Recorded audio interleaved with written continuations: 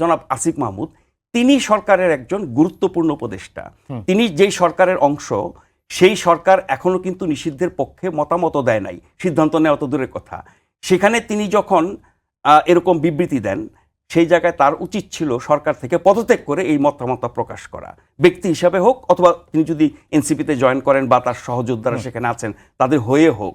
সেটা না করে আপনি সরকারে আছেন, আপনার সরকারের অবস্থানের বিপক্ষে আপনি যখন অবস্থান নেন, সেক্ষেত্রে আপনার দুটো জিনিস করণীয়। এক হচ্ছে আপনি সরকারের ভিতরে ফাইট করবেন, আপনি প্রধান উপদেষ্টা সহ অন্যান্য উপদেষ্টাদের বোঝাবেন এটা হওয়া উচিত, এটা না হলে আমি এটা মানবো না, বা আমার মতো আর অনেকে মানবে না। অথবা যেহেতু আপনি সরকারের অবস্থানের সাথে একমত না, আপনি সরকার থেকে বেরিয়ে আসেন, আপনি স্বাধীন নাগরিক হিসেবে কথা বলেন, আপনার বক্তব্য দেন, সেটা তিনি করছেন না।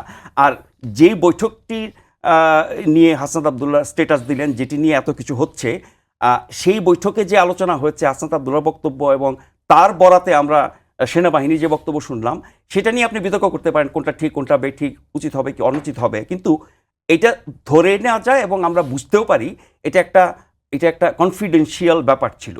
এখন রাষ্ট্রীয় পর্যায়ে, সরকারি পর্যায়ে আপনার কনফিডেন্সিয়ালিটি বা গোপনীয়তা রক্ষা করাও একটা দায়িত্বশীলতার ব্যাপার।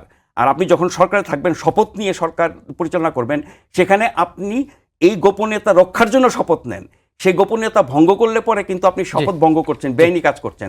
ফলে এক কথা যদি শেষ করি যে কোনটা হওয়া উচিত কোনটা হওয়া উচিত না, আমার দাবি কি, আমার অবস্থান কি, আমি কি ভালো মনে করি, সব কিছুই আমি বলতে পারি, কিন্তু আমারটাই শেষ কথা, আমি যা বলবো তাই হবে, অন্য কারো মত আমি মানব না।